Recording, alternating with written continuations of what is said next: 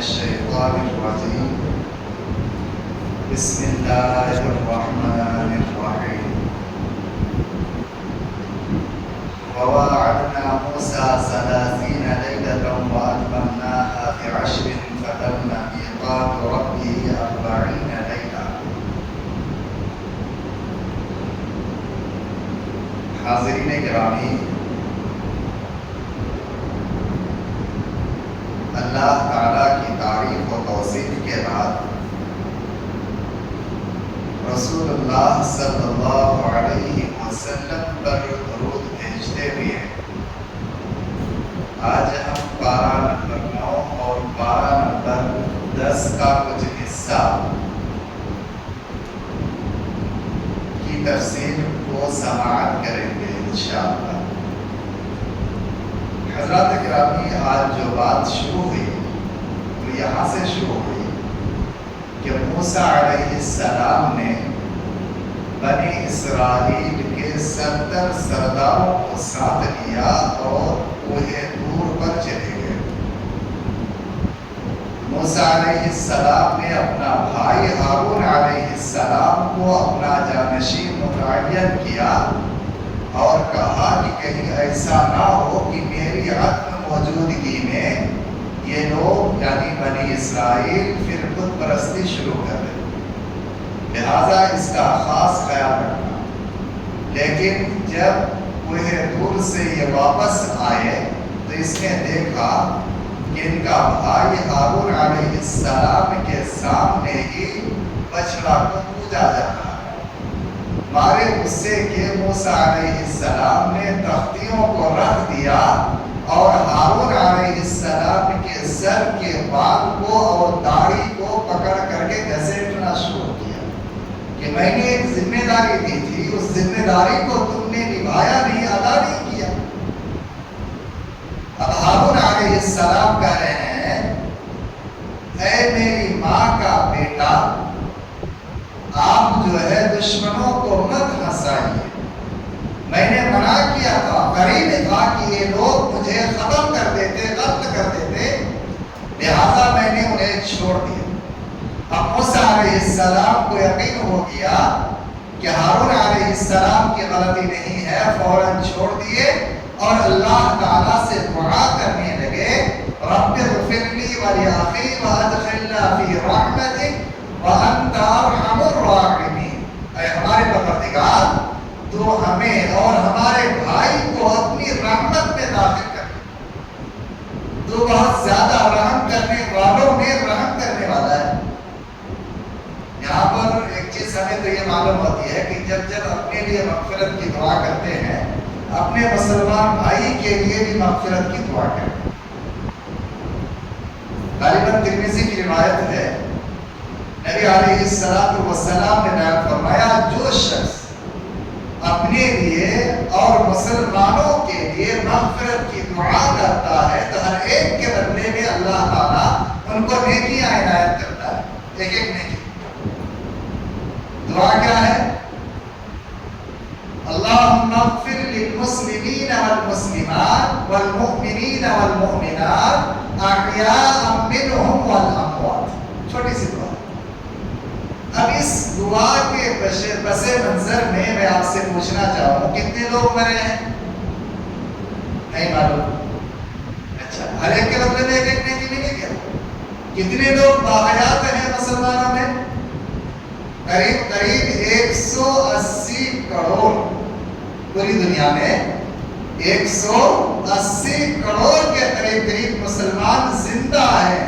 180 کروڑ نیکیاں آپ کو تو یوں ہی مل جا رہی ہیں۔ آدم علیہ السلام سے لے کر اب تک کتنے لوگ گزرے ہیں، ہر ایک کے بدلے میں ایک ایک نیکیاں، گویا کہ آپ اپنے لیے، اپنے مسلمان بھائی کے لیے مغفرت کی دعا کر رہے ہیں تو بے شمار نیکیاں اللہ تعالیٰ آپ کو عنایت کرے گا۔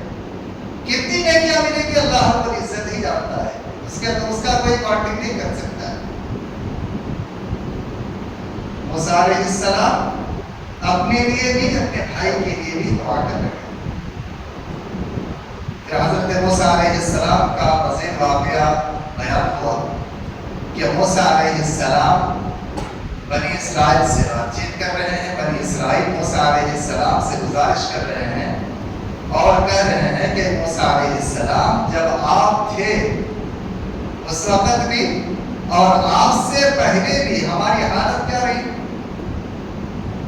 ہماری حالت کیا رہی؟ غلامی کی زندگی. لہذا آپ اللہ تعالیٰ سے دعا کریں غلامی کی زندگی ہماری ختم ہو جائے. موسیٰ علیہ السلام نے توحید کی دعوت دیا لیکن فرعون مانا نہیں اور فرعون نے بدشگونی دینا شروع کیا. اب بدشگونی دیا تو نتیجہ کیا نکلا؟ اللہ تعالیٰ نے ان کے اوپر ایک کے بعد دیگرے 5 عذابوں کو مسلط کر دیا. پہلا کیا ہے؟ طوفان. طوفان سے مراد علماء کرام میں مفسرین نے 3 باتوں کا ذکر کیا ہے کہ کثرت بارش، سیلاب اور کثرت اموات، جس سے فرعون کی قوم میں ہاہاکار مچ گئی. اب لوگ پریشان ہوئے. پھر آخر موسیٰ علیہ السلام سے اس نے گزارش کی کہ ہم اسلام قبول کر لیں گے، آپ دعا کیجیے اللہ تعالیٰ عذاب کو ڈال دے. موسیٰ علیہ السلام کی دعا پر عذاب ڈال دی گئی. پھر بھی ایمان نہیں لائے تو اللہ تعالیٰ نے ٹڈی دل کا عذاب کو ان کے اوپر بھیج دیا. یہ ٹڈی دل فصلوں کو تباہ کرنے میں بڑی شہرت رکھتا ہے، پوری فصلیں تباہ ہو جاتی ہیں. بلاخر ان لوگوں نے پھر بھی ایمان نہیں لایا. موسیٰ علیہ السلام سے گزارش کی، یہ عذاب بھی موسیٰ علیہ السلام کی دعا سے اللہ نے ٹال دیا. اس کے بعد تیسرا عذاب کیا بھیجا؟ قمل. یہ جوئی کا کیڑا، جس طرح سے سر پہ جوئی ہوتا ہے نا، اسی طریقے سے اناج میں چھوٹے چھوٹے کالے کالے کیڑے پڑتے ہیں. تو اس کیڑے کے عذاب کو اللہ تعالیٰ نے مسلط کر دیا. پھر بھی یہ لوگ ایمان نہیں لائے. بلاخر موسیٰ علیہ السلام فرعون سے بات کر رہے ہیں. 9-10 بجے کا وقت ہے. موسیٰ علیہ السلام کہہ رہے ہیں فرعون 3 مرتبہ اللہ نے عذاب بھیجا اور میں نے دعا کی، اللہ تعالیٰ نے عذاب کو ٹال دیا، پھر بھی تم ایمان نہیں لائے. کہیں ایسا نہ ہو کہ اللہ کے عذاب میں تم گرفتار ہو جاؤ. فرعون نے کہا کہ نہیں، ہم ایمان نہیں لائیں گے. دیکھیں کہ سوچیں کیا. اتنے میں ایک مینڈک کی ٹرٹراہٹ کی آواز آئی. اب موسیٰ علیہ السلام نے کہا کہ دیکھو کہیں ایسا نہ ہو کہ اللہ تعالیٰ مینڈکوں کا عذاب تو بھیجے. فرعون نے کہا اے موسیٰ، ہمیں مینڈک کی آواز سے ڈرا رہے ہیں؟ ایک مینڈک کی آواز سے کیا ہوتا ہے؟ کیا مینڈک کا عذاب بھی آ سکتا ہے؟ پھر آخر موسیٰ علیہ السلام چلے گئے. شام تک اللہ تعالیٰ نے اتنا زیادہ مینڈکوں کو بھیجا کہ یہ جمائی لیتے ہوئے منہ بھی کھولتا تھا تو مینڈک کود کر کے اس کے منہ کے اندر چلا جاتا. گھروں میں مینڈک، بیڈ بستر میں مینڈک، کھانے پینے کی چیزوں میں مینڈک، ہر جگہ مینڈک ہی مینڈک. پریشان ہو گئے. پھر موسیٰ علیہ السلام سے انہوں نے کہا، پھر موسیٰ علیہ السلام نے دعا کی.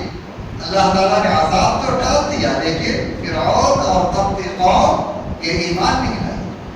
بلاخر 5واں عذاب اللہ تعالیٰ نے یہ بھیجا کہ پانی کو خون بنا دیا. یہ جب پانی پینے جاتا تھا تو خون سامنے رکھا پڑا ہے تو پانی ہے.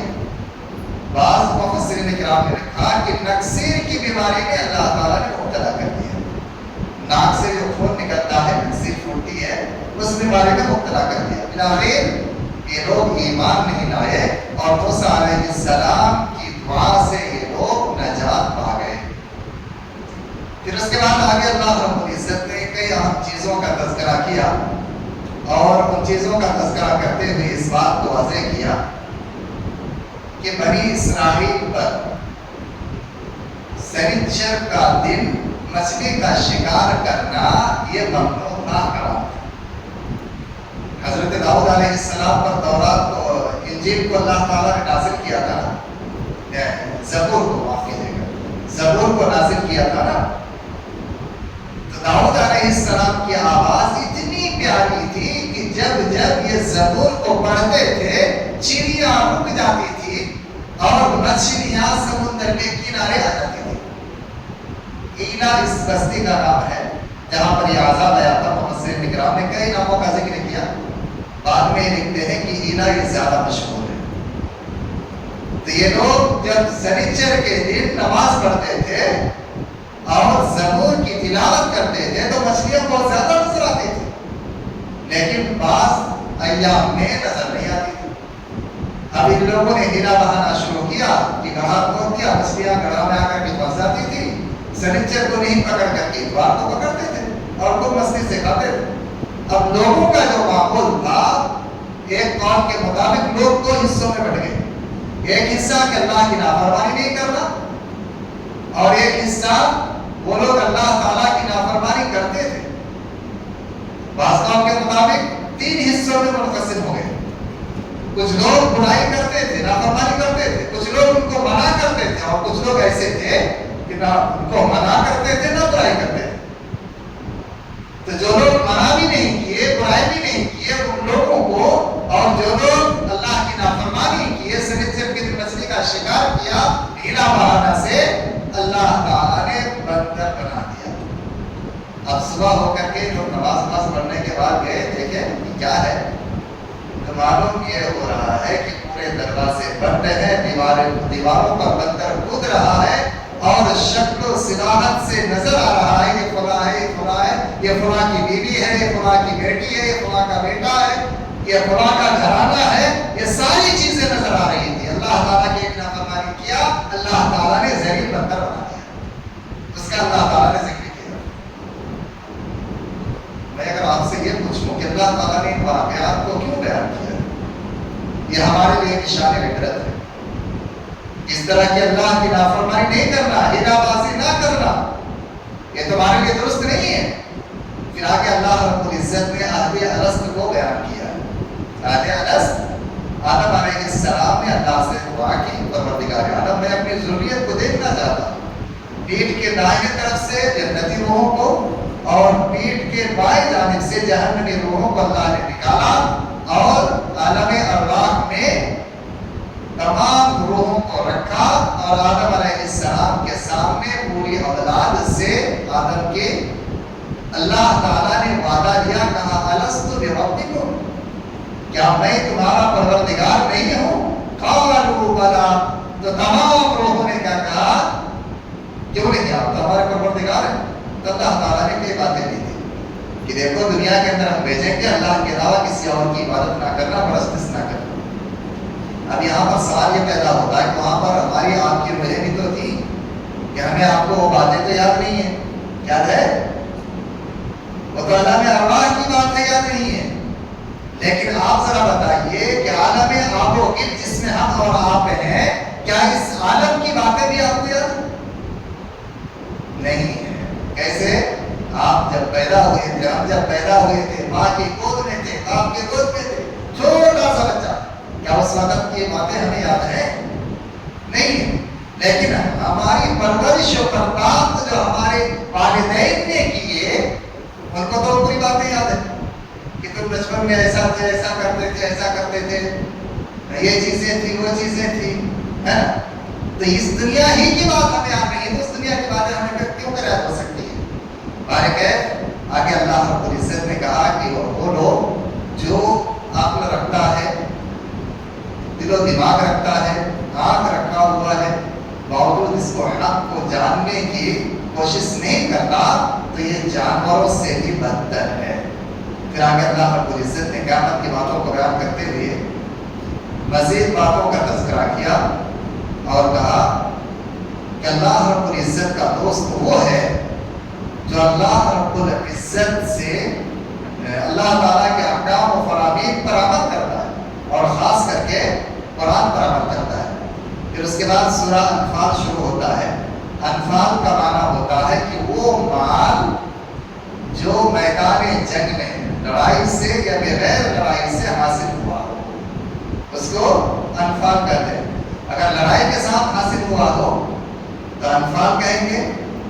غنیمت، مال غنیمت، اور بغیر لڑائی کا مال حاصل ہوا ہو تو اس مال کو مال فی کہیں گے۔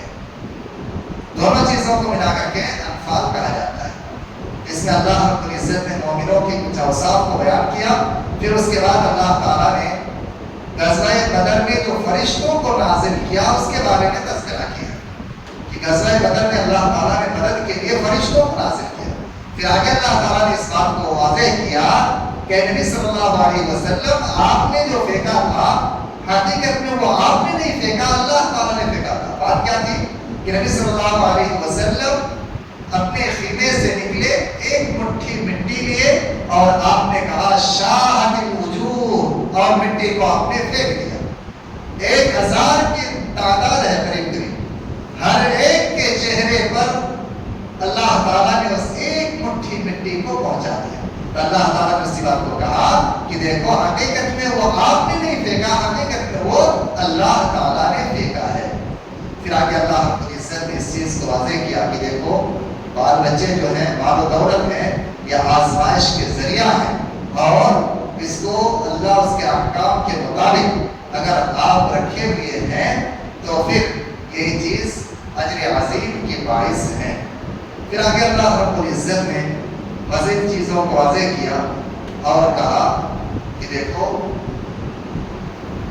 مومنین جو ہیں ان کا کام ہے نمازوں کو ادا کرنا، اور یہ جو منافقین ہیں مشرکین ہیں یہ لوگ منمانی باتیں کرتے ہیں، یہ اصل میں نماز نہیں پڑھتے، یہ کھیل تماشا کرتے ہیں. وَمَا كَانَ صَلَاتُهُمْ عِندَ الْبَيْتِ إِلَّا مُقَامٌ وَتَصْدِيَةٌ. ان کی نماز کیا ہوتی ہے؟ تالی بجانا، سیٹی بجانا. کفار مشرکین خانہ کعبہ کا طواف کرتے تھے نا، تو اس ٹائم ان کا عالم یہ ہوتا تھا کہ یہ سیٹی بجاتے تھے اور تالیاں بجاتے تھے، ان کی نماز نہیں ہوتی تھی. اصل میں وہ چیز کرتے ہوئے وہ کہتے بھی تھے کہ سیٹی بجانے میں، تالی بجانے میں، ننگا طواف کرنے میں ہمیں ہر چیز میں اجر ملتا ہے، ہر چیز میں نیکیاں ملتی ہیں. اللہ تعالیٰ نے اس کی تردید فرمائی. پھر اس کے بعد پارہ نمبر 10 سے شروع ہوتا ہے، کہا کہ مال غنیمت جو ہے یہ 5واں حصہ اللہ اس کے رسول کا ہے، اور ذوی القربیٰ قرابت داروں کا ہے، یتیم کا ہے، مسکینوں کا ہے، اور اسی طریقے سے مسافروں کا ہے. پھر آگے اللہ رب العزت نے میدان کارزار میں کامیابی کی راز کو بتلایا ہے. کامیابی کی راز کیا ہے؟ کہ تم جب دشمنوں سے ملو ثابت قدمی اختیار کرو اور کثرت سے اللہ تعالیٰ کو یاد کرو، ذکر اذکار کرو، اور اللہ اس کے رسول کی اطاعت و فرما برداری کرو، اور آپس میں بزدل مت کرو، آپس میں لڑو مت. اگر تم ایسا کرو گے تو بزدل بنا دیے جاؤ گے اور تمہاری ہوا اکھڑ جائے گی اور تم کامیابی اور کامرانی سے ہمکنار نہیں ہو سکتے. جب تم ثابت قدمی اختیار کرو گے، کثرت سے ذکر اذکار کرو گے، اللہ اس کے رسول کی اطاعت و فرما برداری کرو گے، آپس میں لڑائی بھڑائی سے بچے رہو گے تو کامیاب ہو جاؤ گے. یہ بڑا صبر آسان کام ہوتا ہے.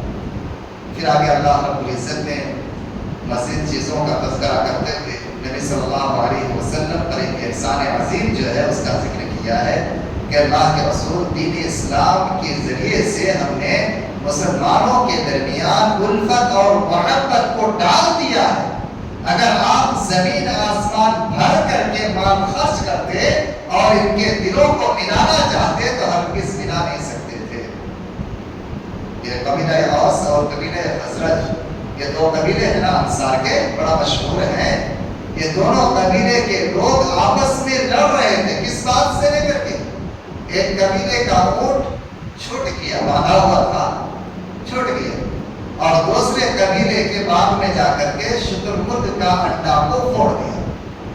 اب اسی بات کو لے کر کے لڑائیاں جو شروع ہوئی، 40 سال سے کنٹینیو لڑائی چل رہی تھی، حتیٰ کہ نبی صلی اللہ علیہ وسلم نے جب توحید کی دعوت دی، دین اسلام کی دعوت دی اور ان لوگوں نے ایکسپٹ کیا، تو اللہ تعالیٰ نے دین اسلام کے ذریعے ان کے دلوں کے اندر محبت اور الفت کو ڈال دیا اور اس چیز کو بیان کیا اور کہا کہ نبی زمین آسمان بھر کر کے اگر آپ مال کو خرچ کرتے ان کے اندر محبت کو نہیں ڈال سکتے تھے، الفت کو نہیں ڈال سکتے تھے، لیکن اللہ تعالیٰ نے احسان عظیم کیا ہے اور دین اسلام کے ذریعے سے ان کے اندر محبت اور الفت کو ڈال دیا ہے. پھر آگے اللہ رب العزت نے مزید باتوں کا تذکرہ کیا، مومنین مہاجرین کے اوصاف کو بیان فرمایا، اور اس کے ساتھ ہی سورۃ التوبہ شروع ہوتا ہے. سورۃ التوبہ، سورہ برات، 2 نام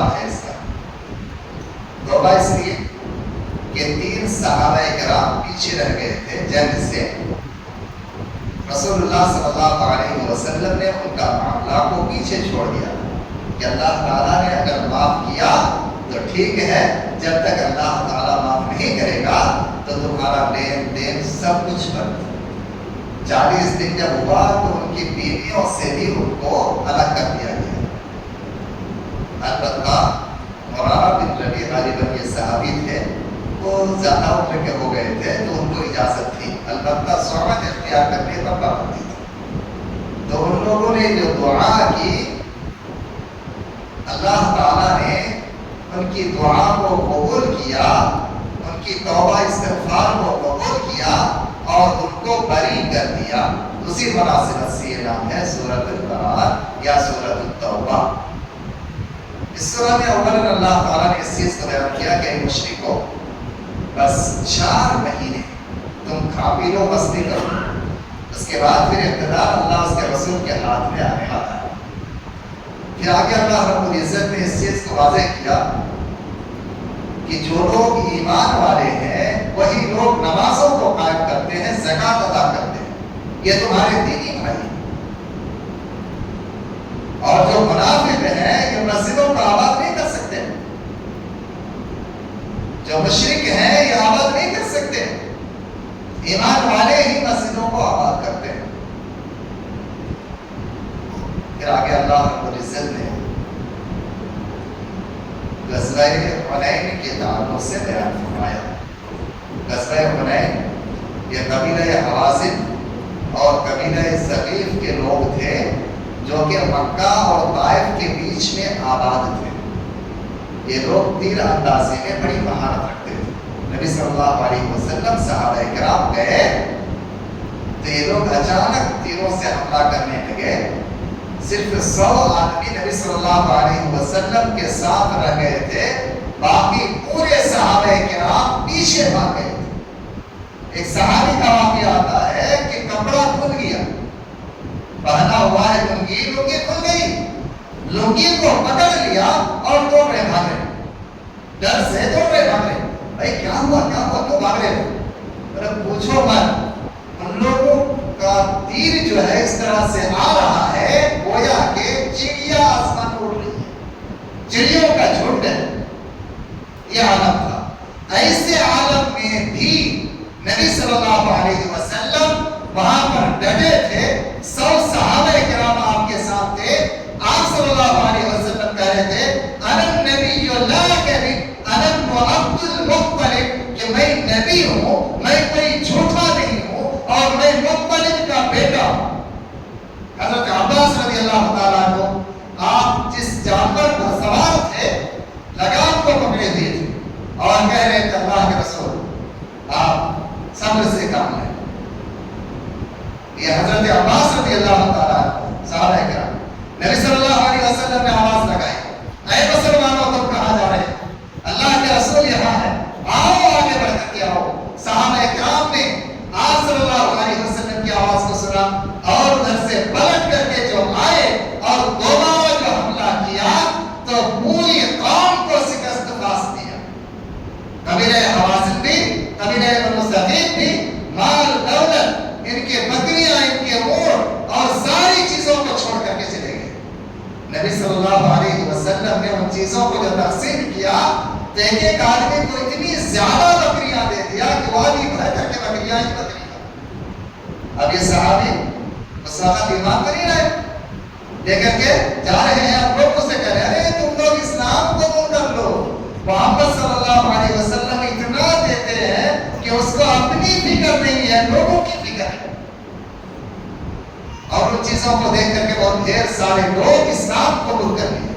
بالآخر بہت زیادہ افراد اس میں ایسے بھی تھے کہ نبی صلی اللہ علیہ وسلم کی گزارش پر ان کو کیا کر دیا گیا تھا؟ معاف کر دیا گیا تھا اور ان کو چھوڑ دیا گیا تھا۔ پھر آگے اللہ رب العزت نے اس چیز کا تذکرہ کیا کہ عیسائی لوگ کہتے ہیں عیسیٰ علیہ السلام اللہ کا بیٹا ہے، اور یہودی لوگ کہتے ہیں کہ عزیر علیہ السلام اللہ کا بیٹا ہے۔ نعوذ باللہ، یہ چیز غلط ہے۔ انہوں نے اپنے احبار اور رہبان کو رب بنا لیا۔ جب یہ آیت نبی صلی اللہ علیہ وسلم نے صحابہ کرام کے سامنے تلاوت کی تو حاتم طائی رضی اللہ تعالیٰ یہ کہنے لگے اللہ کے رسول ہم اپنے علماء کو رب تھوڑے بنائے تھے. نبی صلی اللہ علیہ وسلم نے کہا کہ کیا وہ لوگ حلال کہہ دیتے تو تم حلال سمجھ کر کے اس کام کو انجام دیتے تھے یا نہیں؟ کہا کہ ہاں ایسا کسی چیز کو حرام کہہ دیتے تو تم حرام سمجھ کر کے اس چیز کو چھوڑ دیتے تھے یا نہیں؟ کہا ایسا تو ہے. کہا یہی چیز ہے رب بنانا. اللہ اس کے رسول کے مقابلے میں اپنے عالم کی بات کو فوقیت دینا اور اسی پر ڈٹ جانا اپنے عالم کو رب بنانے کی طرح ہے. نبی صلی اللہ علیہ وسلم نے اس چیز کی ممانعت کی. پھر آگے اللہ رب العزت نے زکات کے تعلق سے بیان کیا ہے کہ زکات کا مال جو آدمی نکالتا ہے نا، زکات کا مال نکال لیا، نکال کر کے اس مال کو اپنے مال سے ملا لیا تو اس کا مال کیا ہو گیا؟ کنز. بات کو یاد رکھیے گا، زکات کی رقم نکال لیا اور زکات کی رقم نکال کر کے اپنے مال سے ملا کر کے رکھا، اب اس کا مال کنز ہو گیا. اور کنز اس مال کو کہا جاتا ہے جس کو اللہ رب العزت دو زہریلا سانپ کی طرح بنا دے گا. زہریلا سانپ کی طرح جن کی پیشانی پہ آنکھ کے اوپر کالے کالے دھبا ہے اور یہ سانپ اس کے گلے میں لپیٹ دیا جائے گا، ان کی باچھوں کو پکڑے گا اور یہ سانپ کہے گا انا مالک وانا کنزک، میں تمہارا مال ہوں، میں تمہاری دولت ہوں، میں تیرا خزانہ ہوں. یہ کہے گا. جو کچھ زکات آپ نکالتے ہیں نا، زکات کو اپنے مال سے کلی طور پر الگ کر دیجیے. آپ جتنی جلدی ہو سکے اس کو خرچ کر دیجیے. اگر خرچ نہیں بھی کر رہے ہیں تو اس مال کو اپنے مال سے ملانا نہیں ہے.